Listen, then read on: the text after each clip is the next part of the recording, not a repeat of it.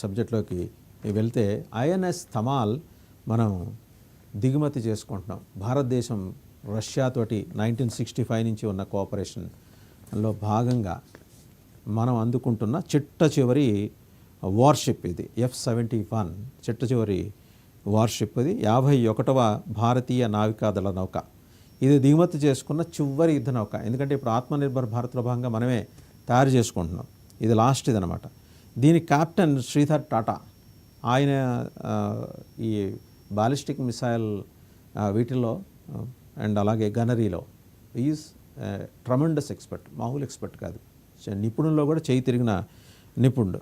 September 2016లో భారతదేశం నుంచి Russia ఒక అడిషనల్గా 2 అడ్మిరల్ గ్రిగోరోవిచ్ క్లాస్ ఫ్రిగేట్లని కొనుగోలు చేయడం కోసం నిర్ణయం తీసుకుంది. ఈ ఫ్రిగేట్లు తల్వార్ రేంజ్ తర్వాత తల్వార్ క్లాస్ పైన ఆధారపడి ఉంటాయి. రష్యన్ నేవీలోకి వీటిని ప్రవేశపెట్టారు. వాటిని రష్యా ఉక్రెయిన్ యుద్ధం ప్రారంభమైన తర్వాత ఉక్రెయిన్ రష్యా నౌకలకి మరిన్ని ఇంజన్లు సరఫరా చేయడానికి నిరాకరించడంతో ఇన్ఎవిటబుల్గా కొంత డిలే జరిగింది. 2017 ఆగస్టులో అప్పటి రక్షణ మంత్రి, భారతదేశ రక్షణ మంత్రి అరుణ్ జైట్లీ అధ్యక్షతన ఉన్న ఇండియన్ డిఫెన్స్ ఎక్విజిషన్ కౌన్సిల్, దీన్ని DAC అంటారు, రష్యాలో నిర్మిస్తున్న అడ్మిరల్ గ్రిగోరోవిచ్ క్లాస్ ఫ్రిగేట్ల కోసం ఉక్రెయిన్లోని జోరియా మాష్ ప్రోక్ట్ నుంచి 2 గ్యాస్ టర్బైన్స్ సెట్లు కొనుగోలు చేయడానికి దాదాపు 490 crores పే చేశారు ఆ రోజు. దానికోసం ఒప్పందం జరిగింది. 2023లో దాదాపు $81 మిలియన్ సమానం అనమాట. అది ఆ ప్రతిపాదన ఆమోదించారు. తర్వాత అక్టోబర్ 2018లో ఇండియన్ డిఫెన్స్ మినిస్ట్రీ ఏం చేస్తుందంటే 2 అడ్మిరల్ గ్రిగోరోవిచ్ క్లాస్ ఫ్రిగేట్స్ని, అలాగే అడ్మిరల్ బుటాకవ్, INS తుషిల్ అయిన తర్వాత దీన్ని పేరు మార్చారు, ఇంకా అడ్మిరల్ ఇస్టోమిన్, దీన్నే INS తమలాగా పేరు మార్చారు. వీటిని కొనటం కోసం అని చెప్పేసి 8,000 కోట్లకు, అంటే 2023 లెక్కల్లోకి వెళ్తే కనుక $110 బిలియన్ అనమాట. 110 బిలియన్ రూపీస్, లేదా US కరెన్సీకి వచ్చేప్పటికి $1.3 బిలియన్ అనే దాని మీద సంతకం చేసుకున్నారు. ఈ 2 ఫ్రిగేట్లు కూడా 2022కి భారత నావికా దళానికి అందజేయాలని చెప్పేసి నిర్ణయం తీసుకున్నారు. తల్వార్ క్లాస్ ఫ్రిగేట్స్లో ఇది మొదటిది. నేరుగా చూస్తే స్టెల్త్ 1 మిసైల్స్ ఉండే ఈ INS తమాల్ ఇదేంటంటే మొత్తం ఒక 2 VLS కాన్ఫిగరేషన్తో మొత్తం 24 మిసైల్స్ని, ఇది బోత్ కన్వెన్షనల్ అండ్ న్యూక్లియర్, వీటిని పెట్టుకోగలరు, వీటిని అమర్చుకోగలరు. అంటే 2 వార్ఫేర్కి వచ్చేప్పటికి ఇప్పుడు ఈ మధ్యకాలంలో తయారవుతున్న షిప్స్లో ఏంటంటే న్యూక్లియర్ వార్ హెడ్స్ పెట్టుకోవడానికి కూడా వీలుగా వెసులుబాటు ఉండే విధంగా వీటిని తయారు చేసుకుంటూ వచ్చారు. ఇవి 50 కిలోమీటర్స్ అంటే 31 మైల్స్ పరిధి అయితే వీటికి ఉంటుంది. తమాల్ వచ్చేప్పటికీ 2013 నవంబర్ 15న అడ్మిరల్ ఇస్టోమిన్గా దీన్ని నామకరణం అయింది. INS తుషిల్, INS తమాల్ కోసం 2 సెట్ల జోరియా మాప్ ప్రోక్ట్ M7N1 మెరైన్ పవర్ ప్లాంట్స్ని ఆగస్టు 2017లో దాదాపు $76 మిలియన్ వ్యయంతో ఆర్డర్ చేశారు.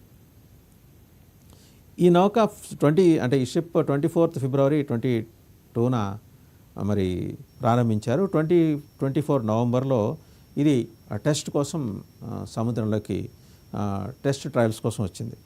జనవరి 21, 2025న యాంటార్ షిప్ యార్డ్లో ఇది సముద్ర పరీక్షలు, అంటే సహజంగా ఒక కొత్త వార్షిప్ని తీసుకొచ్చినప్పుడు ముందర టెస్ట్ ట్రయల్ ఉంటుంది, అది చేశారు. అండ్ తర్వాత ఏప్రిల్ 2024లో INS తమాల్ దీనికి భారత్కి డెలివరీ చేయబోతున్నారని చెప్పేసి సమాచారం. 2025 ఫిబ్రవరి 16న మొత్తం 200 పర్సనల్ తోటి ఇండియన్ నావల్ పర్సనల్ తోటి డెలివరీ యాక్సెప్టెన్స్ ట్రయల్స్ చేపట్టడం కోసం, శిక్షణ కోసం సెయింట్ పీటర్స్బర్గ్కి వచ్చారు. ఆ తర్వాత అక్కడి నుంచి కాలినిన్గ్రాడ్కి షిప్ వచ్చింది. అక్కడి నుంచి ట్రయల్స్ పూర్తి చేసుకున్న తర్వాత ఫైనల్గా స్టేట్ కమిటీ ట్రయల్స్ అయినాయి. ఫైనల్ డెలివరీ యాక్సెప్టెన్స్ ట్రయల్స్ 45 నుంచి 50 రోజుల పాటు ఉంటాయి. వీటిలో హార్బరు, అలాగే సముద్రంలో విన్యాసాలు, అలాగే వెపన్స్ యూసేజీ, ఇవన్నీ టెస్ట్ చేసుకుంటారు. ఈ ట్రయల్స్లో still 1 air defence system, naval gun, అలాగే టార్పెడోలు, ఇవన్నీ కూడా రష్యన్ ఆరిజిన్ తోటి ఉన్న ఆయుధాలని ఇవన్నీ ఫైర్ చేయటం గమనించారు. అంటే ఇదంతా టెస్ట్ ట్రయల్లో భాగంగా how effective INS Tamal is అనేది.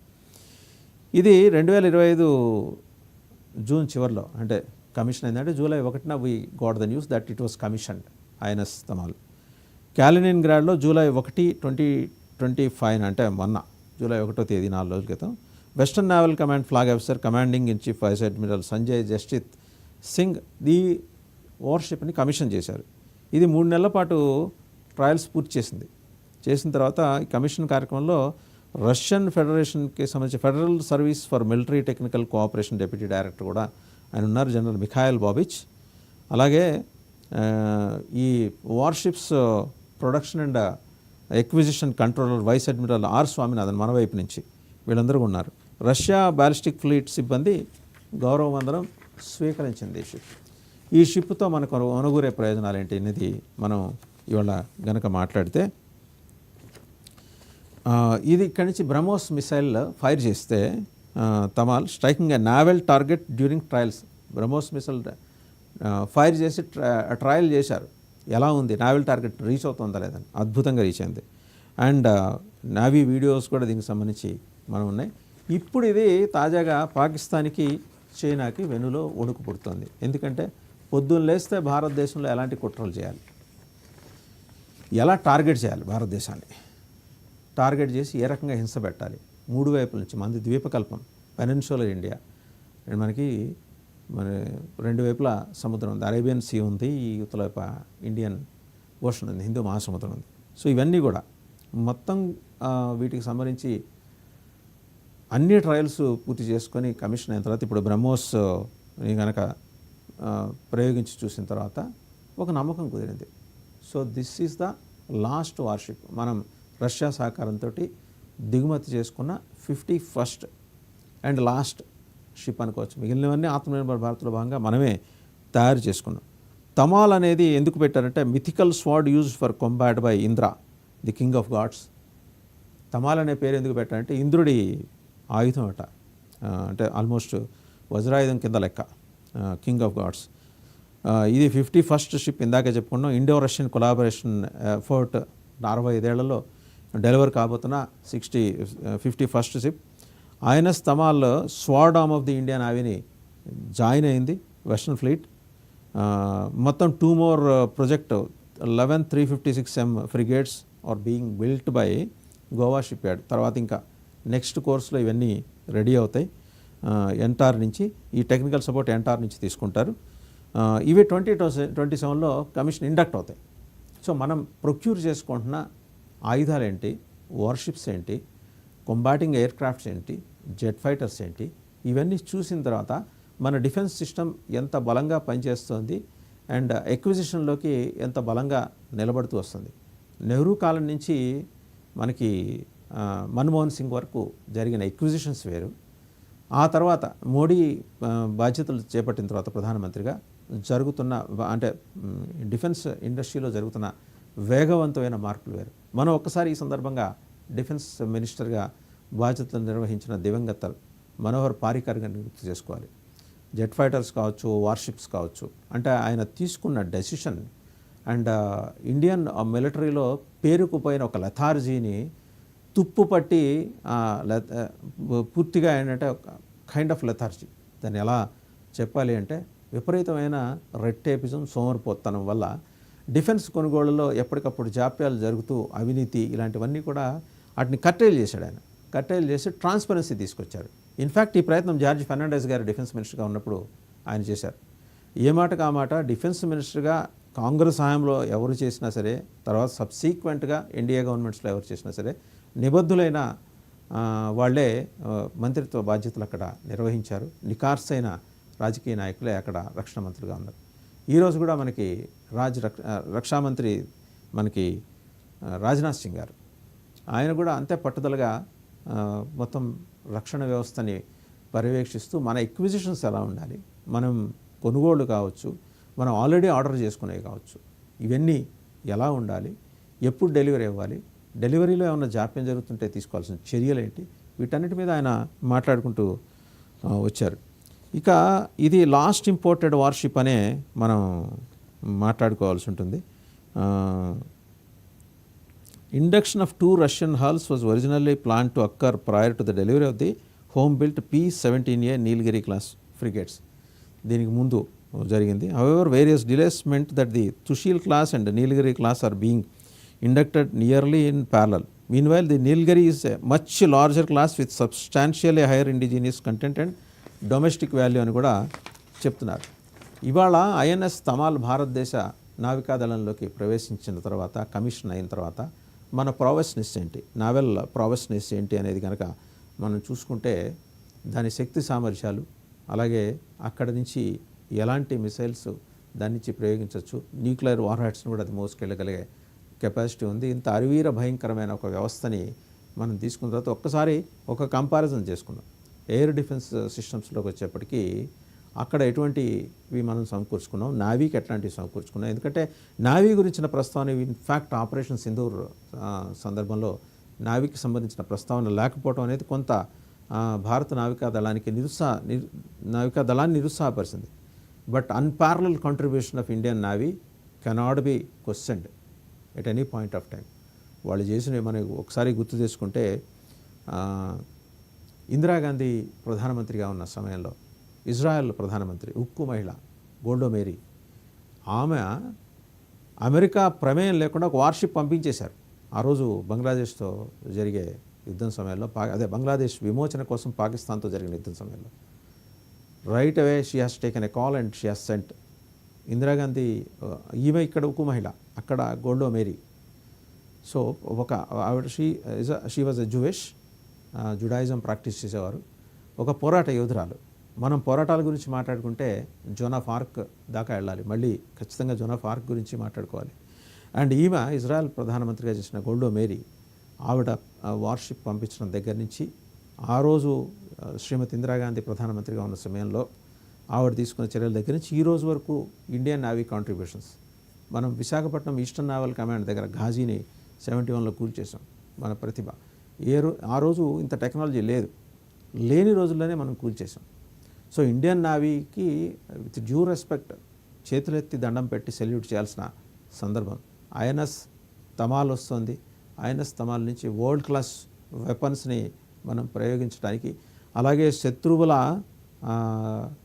ఈ అండర్ వాటర్ మిసైల్స్ ఏమన్నా వాళ్ళు ప్రయోగించినా వాటిని షిప్కి కనీసం ఒక 10 to 12 నాటికల్ మైల్స్లోనే నిరోధించి వాటిని నీటిలోనే డిస్మాంటిల్ చేసే వ్యవస్థ కూడా ఐఎన్ఎస్ తమాల్కు ఉంది. సో ఇంత అద్భుతమైన వ్యవస్థ, అంటే మన ఫ్లీట్లోకి చేరుతుంటే ఐఎన్ఎస్ విక్రాంత్ చాలా సీనియర్ మోస్ట్ వార్షిప్. దాని తర్వాత చాలా వచ్చినాయి, మళ్ళీ ఇప్పుడు తమాల్ వస్తుంది. 51st worship and the last worship jointly built by Russia and India. ఆ పోటీ నుంచి కమిషన్ అయ్యి వస్తున్న తరంలో we have to welcome this. And మనం మేజర్గా దీని ద్వారా మనకు అనుకూరే ప్రయోజనాలు ఏంటంటే, దీని సర్వీలెన్స్ ఆస్పెక్ట్ ఏంటంటే చాలా లాంగర్ డ్యూరేషన్ ఉంటుంది సర్వీలెన్స్. అండ్ అలాగే శత్రువులు ప్రయోగించే మిసైల్స్ కావచ్చు, అలాగే బ్యాలిస్టిక్ మిసైల్స్ కావచ్చు, అలాగే సబ్మరైన్ బేస్డ్ మిసైల్స్ కావచ్చు, వేటినైనా సరే నిర్వీర్యం చేస్తుంది, న్యూట్రలైజ్ చేస్తుంది. గాల్లోనే పేల్చేయటం ఒకవేళ అవైతే, అండ్ ఇక్కడైతే నీటిలోనే వాటిని ధ్వంసం చేయటం. ఇటువంటి షిప్ వస్తుందనగానే పాకిస్తాన్కి చైనాకి వెన్నులో వణుకు. ఆల్రెడీ రేపు మరి 6-7 తారీఖుల్లో బ్రిక్స్ సదస్సుకి వెళ్తున్నారు ప్రధానమంత్రి. చైనా ప్రెసిడెంట్ జీ జిన్పింగ్ ఎలాగో రారు, ఎందుకంటే ఆయన అదృశ్యమయ్యాడో, అనారోగ్యంతో ఐసీయూలో ఉన్నాడో, పారిపోయాడో, లేకపోతే చైనా ఆర్మీ చంపేసిందో ఎవరికీ తెలియదు. వాళ్ళు చైనా ఒక ఇనుప కచ్చడాల వెనక ఉండే ఒక దేశం. ఆ దేశంలో ఏం జరుగుతుందనేది ఎవడు ఏం చెప్పలేని పరిస్థితి. సో తర్వాత నెక్స్ట్ సక్సెసర్ ఎవరు అనేది నిర్ణయించే లోపల చైనా ప్రధానమంత్రి ప్రస్తుతానికి అక్కడ హాజరవుతున్నారు. ప్రస్తావన ఖచ్చితంగా వస్తుంది, ఎందుకంటే మనం రష్యా నుంచి తీసుకొని వచ్చినాం. రష్యా సైమల్టేనియస్గా it has relations with China. Geopolitical అఫైర్స్లో తప్పదు, ఒక దేశం రకరకాల దేశాలతోటి అనివార్యంగా కొన్ని సందర్భాలు స్నేహం చేయాల్సి ఉంటుంది. చైనాకి రష్యా నుంచి సపోర్ట్ కొన్ని సందర్భాల్లో ఉండుండొచ్చు కాక, బట్ సహజ మైత్రి అనేది భారతదేశానికి రష్యాకి ఉంది కాబట్టి చైనా ఖచ్చితంగా ఈ విషయంలో మాట్లాడుతుంది. చైనా ప్రధానమంత్రి మన ప్రధానితోటి మాట్లాడే అవకాశాలు ఉన్నాయి. ఏంటి మీరు ఇన్ని రకాల డిఫెన్స్ సిస్టమ్స్, పైపెచ్చు lieutenant general Rahul R Singh నిన్న మాట్లాడుతూ ఫికీ సదస్సులో ఆయన ఏమన్నారు, మనకు ఒకటే బార్డర్ ఉంది, 3 దేశాలు 3 శత్రు దేశాలతో మనం పోరాడుతున్నాం. పాకిస్తాన్ని వెనక నుంచి నడిపిస్తున్న చైనా, తుర్కియే. సో ఇప్పుడు ఈ 3 దేశాలకి, అలాగే ఈ 3 దేశాలకి పరోక్షంగా మద్దతు వచ్చే మిగిలిన దేశాలు ఏమన్నా Arabic not all Arabian Islamic nations but few 4 to 5 Islamic nations వాళ్ళు ఖచ్చితంగా వీళ్ళతోటి హ్యాండ్స్ కలిపే అవకాశాలు అయితే స్పష్టంగా ఉన్నాయి. బ్రిక్స్లో చాలా మాట్లాడుకుంటారు. అండ్ మన ఐఎన్ఎస్ తమాల్ గురించి కూడా మాట్లాడే కరెక్ట్గా బ్రిక్స్ సదస్సుకు వెళ్ళే లోపలే ఐఎన్ఎస్ తమాల్ కమిషన్ అవటం అనేది భారతదేశానికి ప్రైడ్. అండ్ ఈ సందర్భంగా భారత నావికా దళాన్ని మనం అభినందించాలి, అండ్ భారత రక్షణ వ్యవస్థని కూడా. So these are all the updates about INS Tamal. రెండూ కూడా మనం బిలావర్ భుట్టో గురించి మాట్లాడుకున్నా, పాకిస్తాన్ నుంచి మాట్లాడుకున్నా, ఐఎన్ఎస్ తమాల్ గురించి మాట్లాడుకున్నా.